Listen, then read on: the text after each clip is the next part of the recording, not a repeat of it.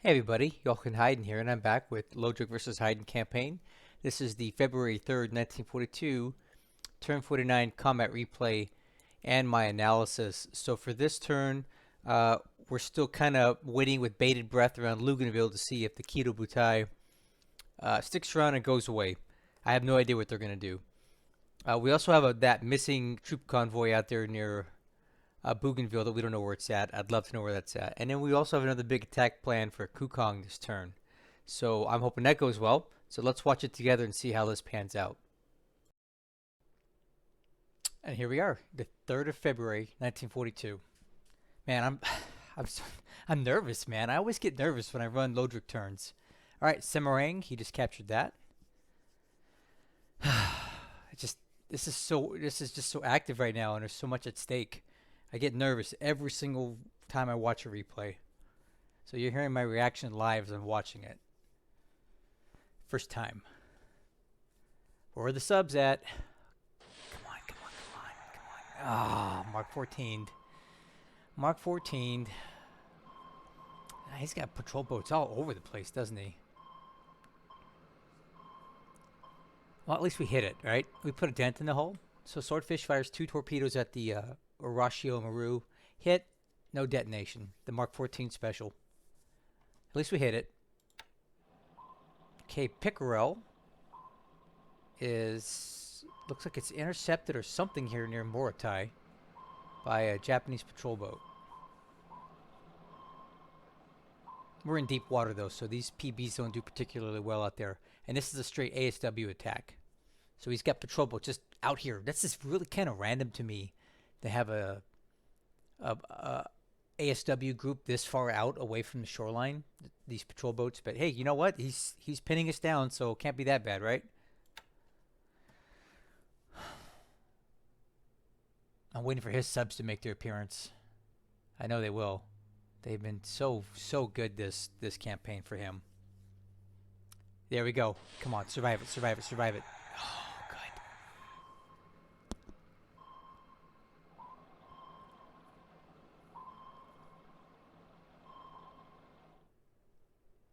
Okay, so the I-10 did take a shot at the Henley, and misses. Thank goodness. But this is really close to Sydney. It's very bold indeed.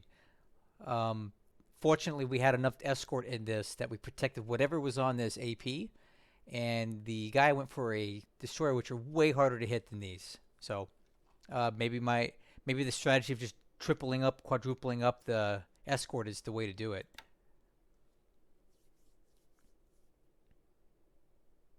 What in the world? I didn't see that coming. Wow. Okay, very interesting.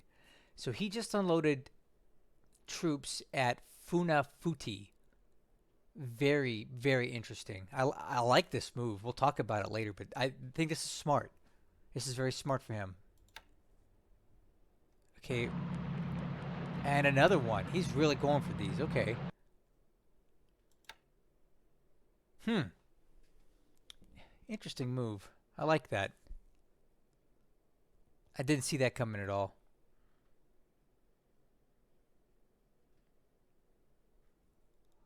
Okay, these are our coast watchers. They're just spotting ships. Okay, he's continuing to unload at these bases. They've noticed the lack of animation suggests that he's just unloading supply now. The troops came off first. Now it's supply. There's not much to see there. Come on, Grayling. Come on, Grayling. Ah. Alright, survive this, man.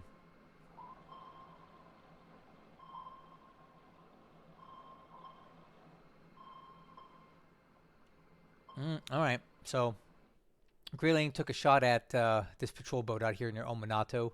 2 torpedoes. We missed.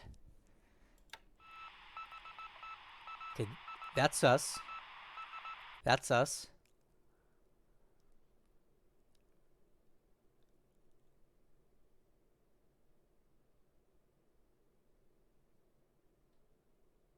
Ooh. Ooh.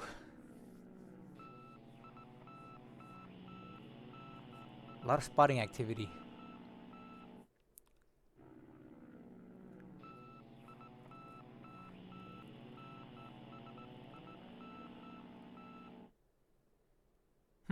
Okay, get ready for a lot of Chinese airstrikes. Yep, no, look at that. Going for Kukong now. Dang it.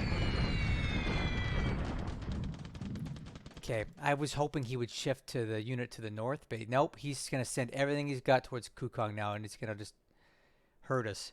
Interestingly enough, this bombing range seems pretty weak. He came in with clear sky, which is really good weather for bombing, and did very little to us. Let's keep an eye on that. Oh, another big raid. We're gonna have to endure a lot this turn. Again, very low casualties. That could be a combination of the terrain,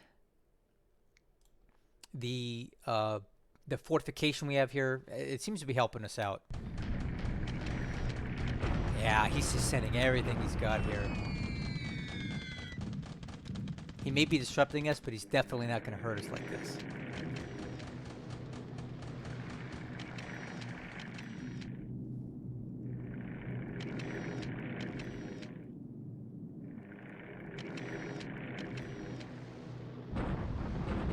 Okay, the usual raid on Xi'an. And this was an actual attack on the actual troops there this turn. So he disabled squads, no real casualties from that. Man, look at the size of these raids.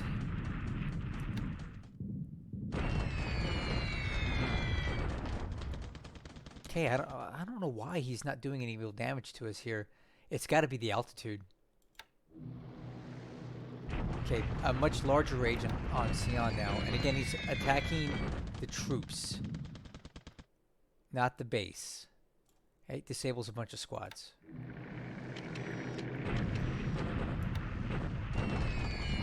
Alright, minor raid there.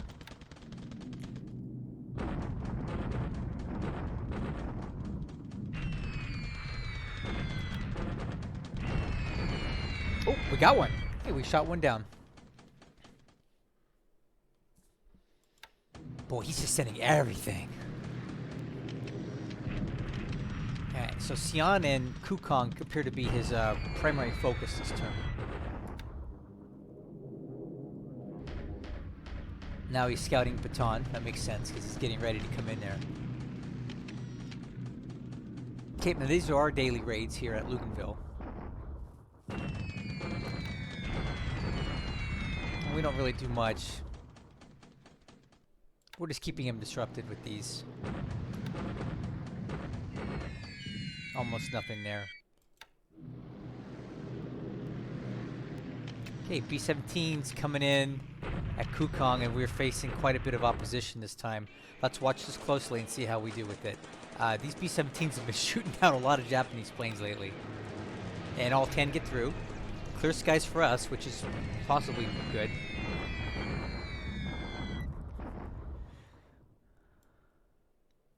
Okay, we don't really do much, but we don't really do much, period. Just like him, our bombers aren't getting a lot done. No Japanese losses reported. 3 B-17s damaged. I don't buy that. I'm pretty sure he got some damage here. Some more coming in.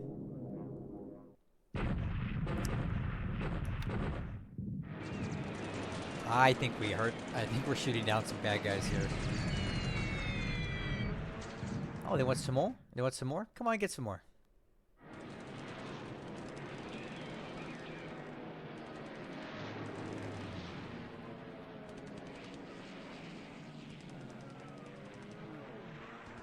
I'd like to kill some of these Tojos.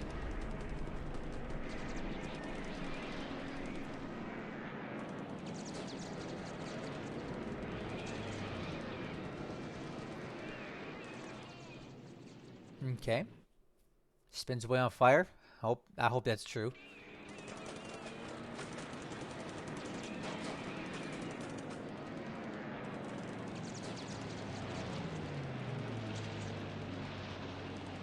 These B-17s are like tanks, man. These are better at shooting down Japanese aircraft than my fighters are right now, I think. So it's claiming that we shot down to 0. We have some damaged B-17s, but I'll take that trade. Okay, more bombers coming into Luganville.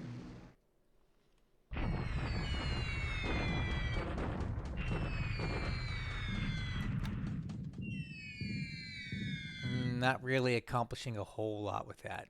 Maybe disrupting. I'm hopefully these somehow are drawing supply from the Japanese too. That would be cool if it was.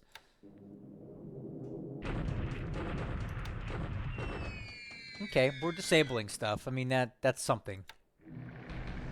Especially if he can start to get low on supply there on Luganville, he won't be able to restore those squads, and every disabled squad is going to not contribute much to the defense if and when we're able to mount some sort of counterattack, which is not going to be anytime soon. Okay, so that's the AM phase. Let's roll into the PM phase. A lot of ships there near Cape. Something going in there through Vela La Vela in the Solomons. PBY damage by flak.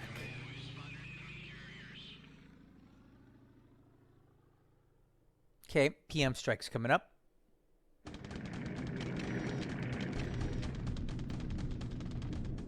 Alright, so we're going to have to endure quite a bit more at Kukong before this round's over. He does get through a little bit better this time around. We damaged some sallies though with our AA because he dropped down a little too low.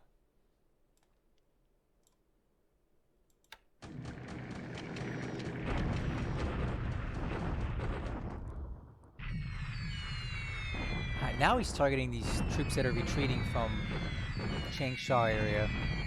Don't do much there. Thunderstorms are helping. Golly. He's just throwing everything he's got. But we keep chipping away at his bombers. Hopefully some of these turn into actual ops losses for him.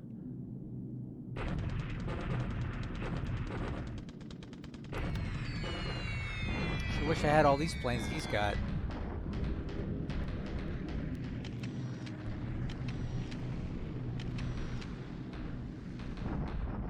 Okay, yeah, so I just have these troops in this hex falling back. That's all they're doing. It is clear terrain, so we are at risk of taking losses during this time, but I got to get out of there.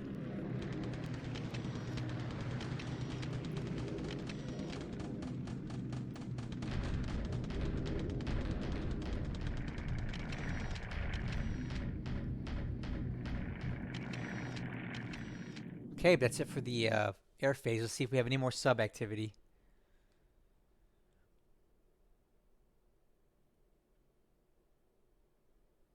Uh-oh.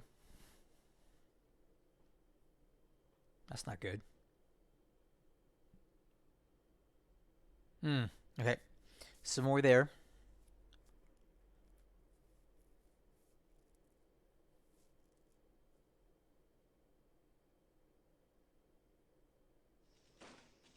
Japanese deliberate. Oh, yeah. Man, look at the size of the forces he's got here. These guys are going to get jacked up. Oh, no, we survived that. Ooh. Nice. Check this out. We actually did pretty good there. So, okay, so these are the forces that have been out here. If you can see but where my mouse is at. They've been here this whole time. And they are retreating. And I'm trying to get them back to our lines, but they're just so far behind his. It's hard to get him out. But he attacked, and the terrain, once again, the terrain won the day. So he more than a 2-to-1 casualty ratio. No destroyed squads, really. But these disabled squads are going to really knock down his combat power. So if you think about it, that just chipped off probably 120-something AV. Look at these odds. Excellent odds. So really good for us there. A deliberate attack with this armored car unit. This might carry the day because we're just so badly hurt here. Oh, well, maybe not. I take it back. Well, he doesn't carry the day, but he inflicts a lot of casualties. You know, there's somebody in my Discord that keeps telling me to attack this armored car unit like we're going to do good against it. These things are hard to kill, man. They have armor and they have machine guns and stuff, and we usually don't do well against them with the Chinese troops. So, and plus these units are disrupted, the op mode, you name it, we had everything going against us. So I just need to clear this hex. Okay, we got the daily bombardment at Changsha.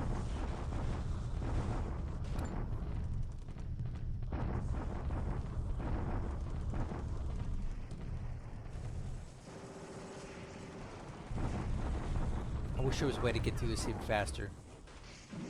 So obnoxious. Okay, took some losses there. He took some as well. Not the end of the world.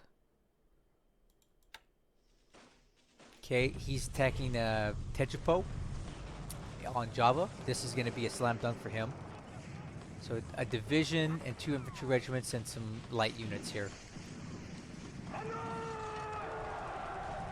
Okay.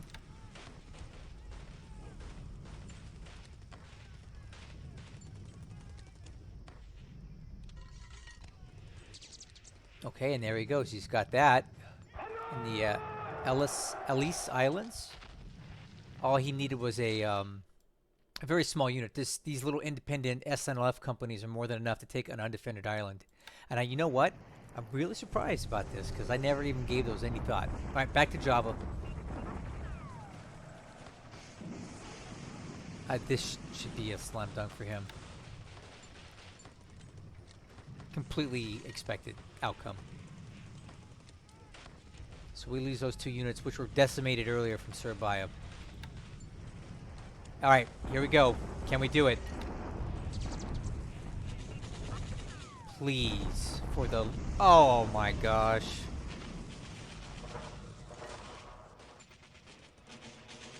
I can't believe we can't finish this guy. Why can't we finish this guy? This is incredible. This is so obnoxious. I just did a shock attack. Look at the odds. 17-1. Okay? Look at this. And despite it all, we still don't destroy him. Like, I don't know what else to do. These guys have got to be hanging on by a thread. They're like eating their shoes for food. This kind of stuff, finally we're getting into destroyed squads though. He's got to be almost done, right? He's got to be. Look at this. I can't believe we can't finish him at Kukong. This is the... All right, so Funafuti is, it's gone.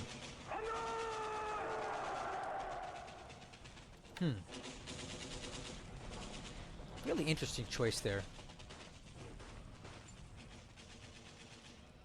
Okay, got some airfields coming up. That's always good. Ah, nice. Port Moresby.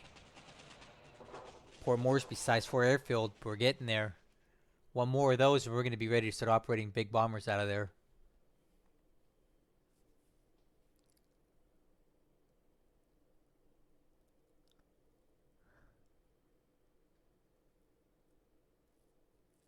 Interesting turn.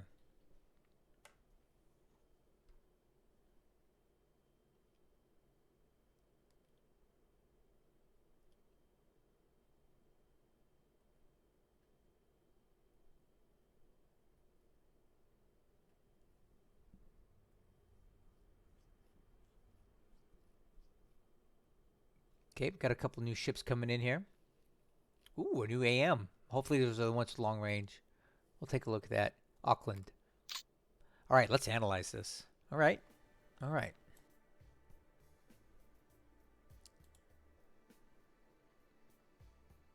Holy moly. You guys see that? I think we got a little cart chase going on here. We'll talk about it. Let's talk about the numbers first. Okay, so for today, aircraft losses 0 to 8, the big old goose egg. I like it. So Lodrik is reporting, well, let me rephrase that. The game is reporting that he lost 2 Topsies,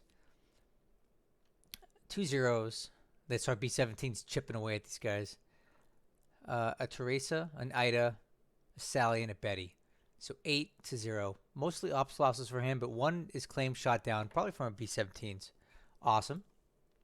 Clearly today we have no losses whatsoever, but I'm wondering if we have any B-17 pilots here that are, yeah, look at a bunch of B-17 guys are starting to rack up some kills here.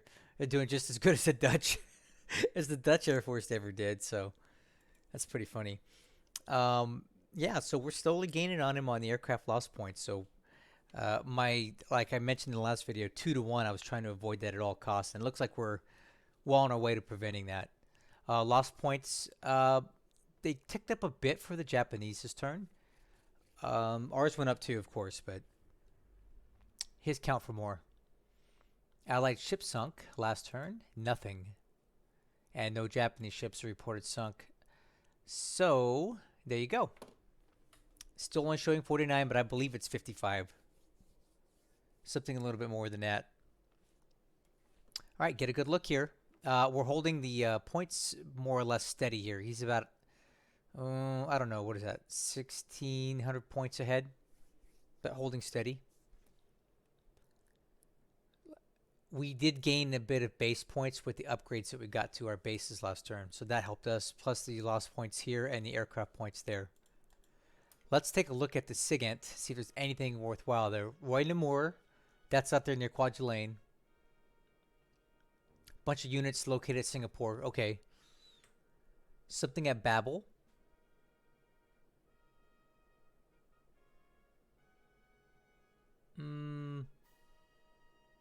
Okay. Something at Babel. Let's see if we can figure out. Babel Doab. Okay, he's got aircraft and he's got ships here. Gee, that's great. Very helpful. All right. Let's take a look at the operations report for this turn. I'm going to briefly scroll through it, see if there's anything important here.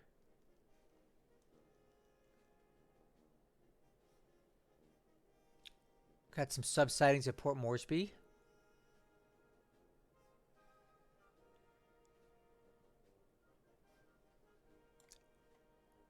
PBY damage by flak. I think this is a bad sighting. Japanese ships near Sale. I think these are our ships. We would see a 9-ship Japanese task force near Sydney, because that's where these are based out of. This is bogus report. Moving some troops to Luganville. Excellent.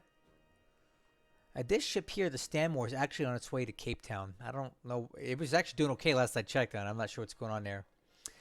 So he captured Tejupo in Java, and these two guys, which I believe are in the American Samoa Islands. We'll take a look at that. Did a little switcheroo here to get some P-40s, P-40Bs. The Tuna. Oh, the Tuna was a ship that was damaged near Tokyo about a month ago by Lodrik. We got it back to ADAC, and it's been fully repaired, and we're going to send it back out. Pretty cool.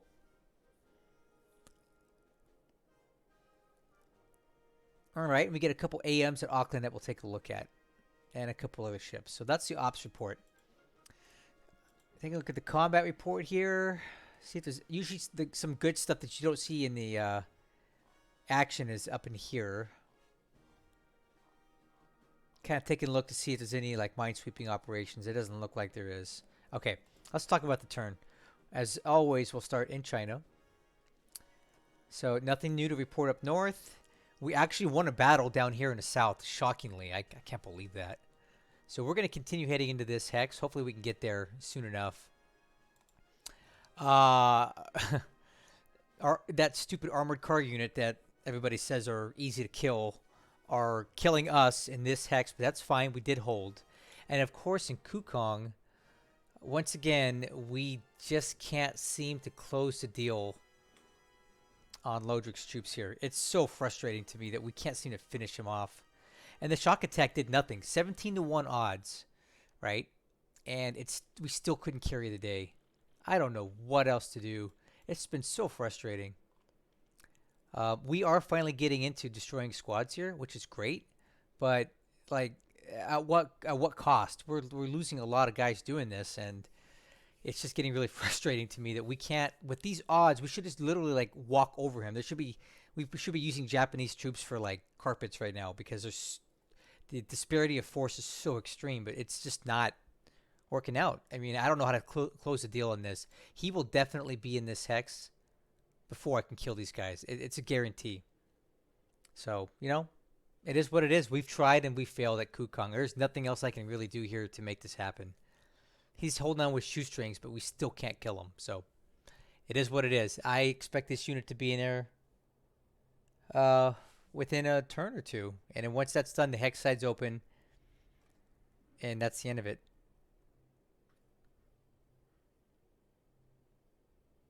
All right, so that's China. Uh, Indian Ocean. The good news is we are getting more convoys into Rangoon, and couldn't have come at a sooner time. We need more supplies. So we got a convoy with 30,000 supply coming in next turn. Okay. Interestingly to me, we're not showing a lot of detection on these ships. Okay. So that tells me that his naval um maybe his planes didn't fly last turn. I don't really know, but typically we would have been spotting these guys. He would have been spotting these guys, but he didn't. So this guy's going to get into Rangoon more or less undetected. So nothing that he can do at this point will stop these guys from getting in, which is good, I guess. But I just don't really understand why. But look at this. Uh-oh. I think we got Lodrik kind of worked up here. This appears to be 2 carriers worth of aircraft heading northwest, so he's following us and chasing the Indomitable. All right. I, of course, will not be taking this bait, and I am getting the heck out of here. Maybe we can drag him up towards Ceylon, and we have some aircraft there. Maybe we can bait him into doing like a little attack, because I would love to be able to shoot down some of his planes.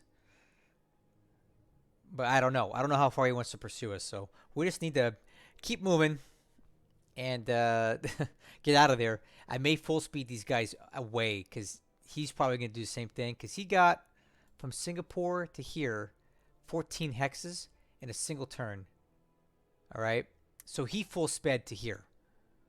I am so glad I didn't go this way, because we wouldn't caught up in it. I was actually thinking about heading towards here, and I said, you know what? I don't want to get caught get caught up in something here, because I know he's got land-based bombers all up and down through here, the Nels and the Bettys that could torpedo me, and I just wouldn't want to risk it. So I decided to stand off a bit, and thank goodness I did, because he sent these carriers after me, and if we were here or here this last turn, like I was almost going to do, we would be dead. These guys have more than enough aircraft to vaporize this guy. So Indomitable, we're getting them out. We'll come up with another plan another time. I'm not playing around with these guys. Looking further south, we did spot these. So unfortunately, we missed our chance to take these guys out. It is what it is. He's almost certainly going for Oosthaven this time.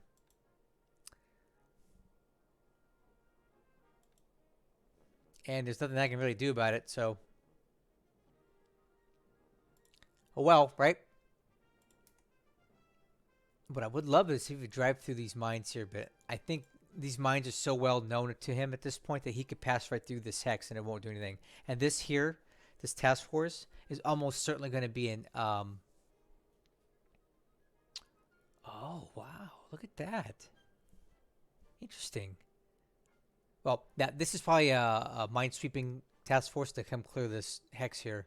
And he's going to bring these guys either to Oosthaven or round and not go this way. He smartly went the other way to avoid this carrier task force. Looking on Java, something kind of crappy has happened here. He moved this guy here to break the supply line. Okay. So now Batavia is actually cut off.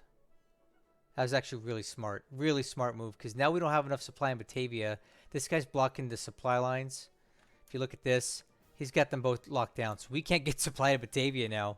So I think I made a huge technical error here sending these guys to Batavia, because now they're basically cut off. And he has so many troops here that we're not going to be able to break the siege. So I think I just kind of shortened our chances on Batavia, on Java, by splitting these guys up, because they can't get to where they need to go. That stinks. Mistake on my end. I didn't think that he would do this, but he's not dumb. Further south on Java, we got Samarang is captured. He captured Tejupo. He took out some units here. So this part of Surabaya is on lockdown pretty good. Has another task force here of something. I don't think it's actually what it says there. It's probably just some more supply or something else coming in to build up this base because it's so heavily damaged that he's probably got to bring some stuff in there to repair it. Moving over this way, let's take a look at the Philippines real quick. I don't know what he's waiting for. Maybe a written invitation to take Bataan. We are so weak right now, it's just kind of ridiculous that he's not even trying. We have zero supply. Zero supply. Most of our units are down to the last little bits. So all he's got to do is walk in here and just take it. Come on, Lodrik. Finish us off already. I want to absorb this loss here because this is going to be the last massive loss I expect to take in terms of huge troop losses that we have no control over. This is it. Obviously, we have stuff on Java that's going to be lost, but I feel like I have more control here. I have somewhere to go still. I have supply. We got nothing here. So these guys need to go ahead and just be taken out already. Over here, it's very quiet with the exception of this task force moving southeast.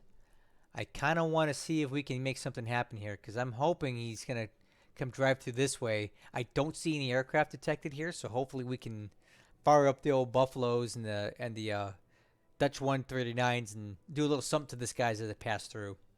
But we'll see how this goes next turn. Over here in Perth, it's looking really good. We got some ships coming in, going out. These guys are actually heading over to Townsville. We are unloading a ton of fuel. I need to get this fuel to start flowing towards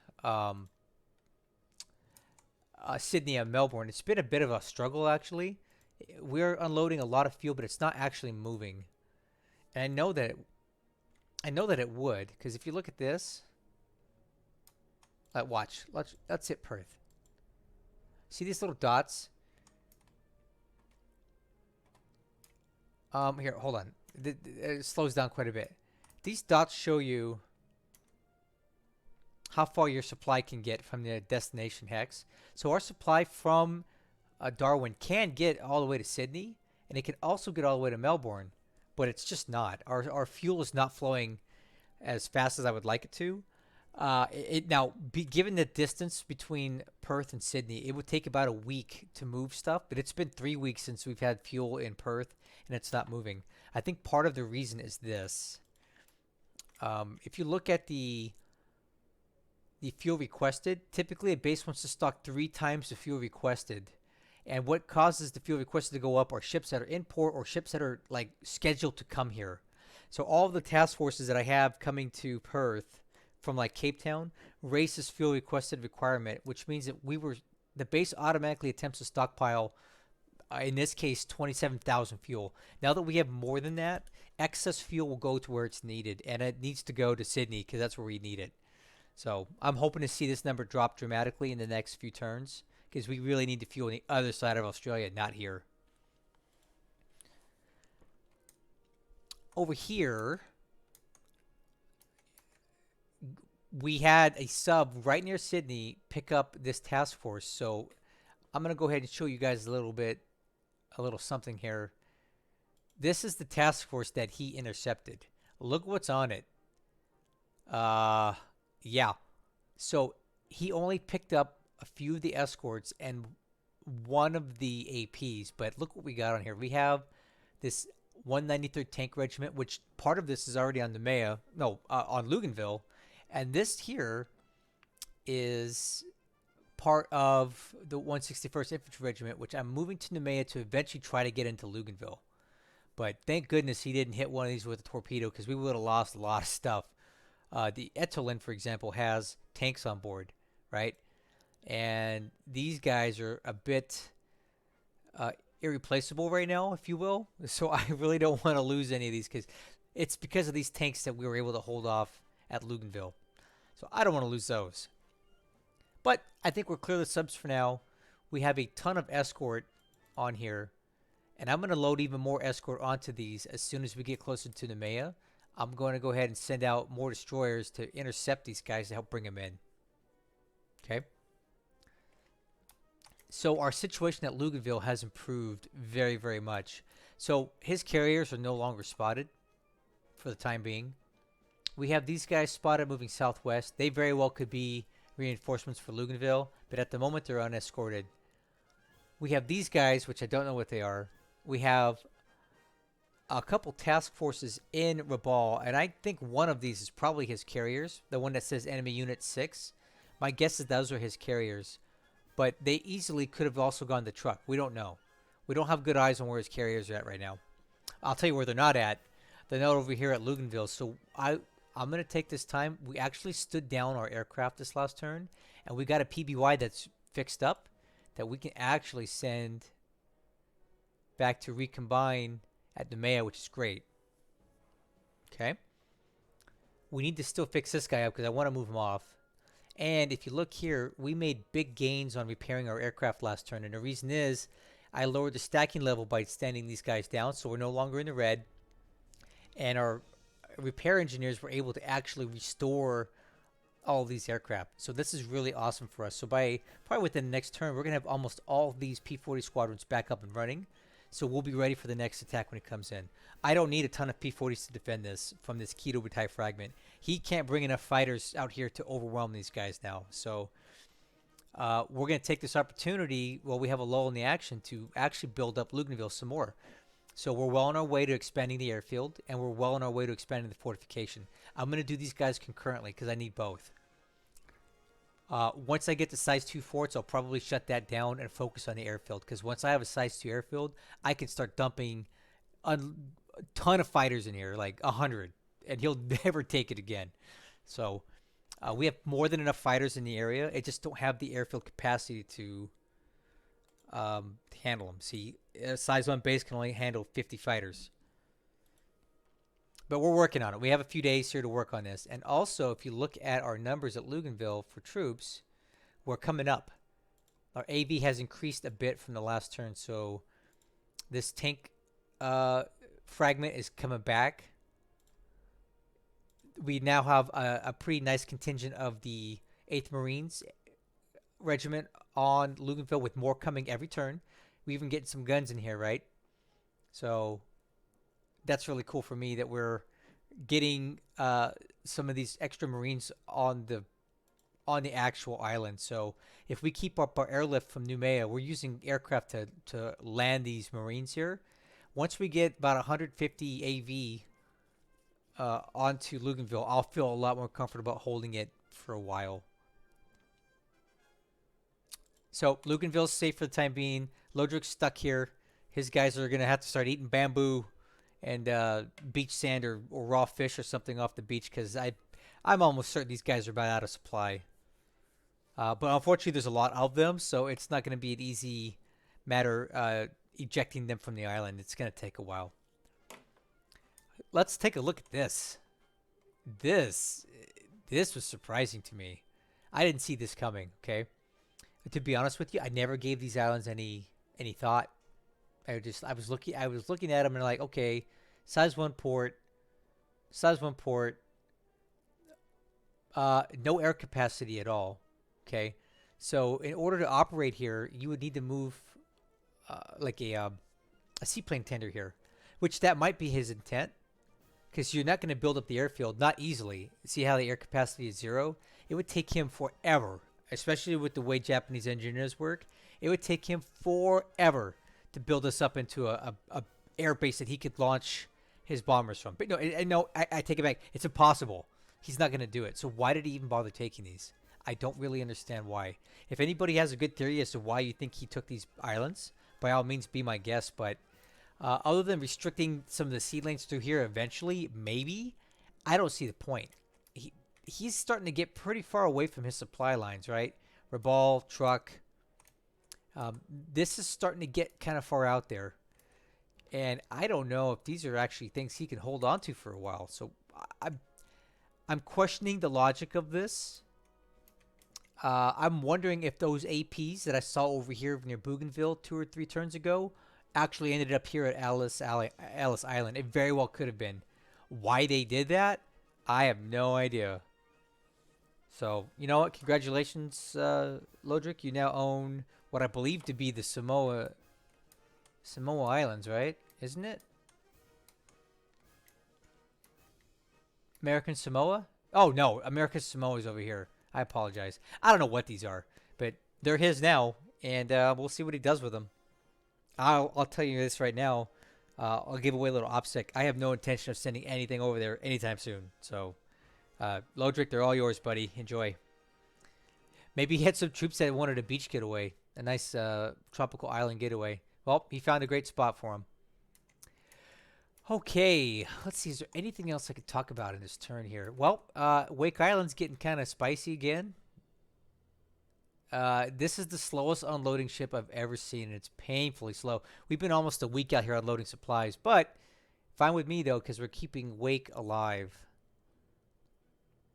So we'll keep dumping supply there until we get this thing unloaded, and we'll head out.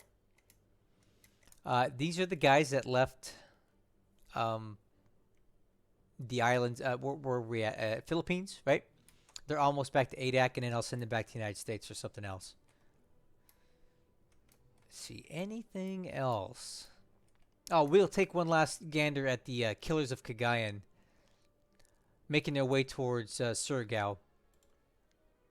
They basically have one more turn before they're into Butuan, and then we'll continue on to Surigao, and hopefully we can eject the Japanese from the islands. We certainly have the strength to do it. All right, that's it. I think I've covered everything that's important here. Overall, a good turn for us, I think. It could have been better at Kukong, but, you know, it is what it is. You know, I don't know how to handle it, but just keep chipping away. And then, of course, we need to worry about this guy. I'm really hoping I can bait him towards Ceylon, because I might have a little something that can help out there. But we got to see how far we can drag him away. I think because he full sped out of here from Singapore, he's probably already burned up a lot of fuel, and he probably doesn't have the endurance to continue on to Ceylon from here. But we'll see what happens. All right, I've talked long enough. Hopefully you enjoyed this turn. I did. Super glad to get some breathing room at Luganville finally. Give us a chance to get built up here again. So thank you so much for supporting me and Lodrik in this campaign. Keep watching, keep commenting, and I'll keep doing it. Catch you on the next one.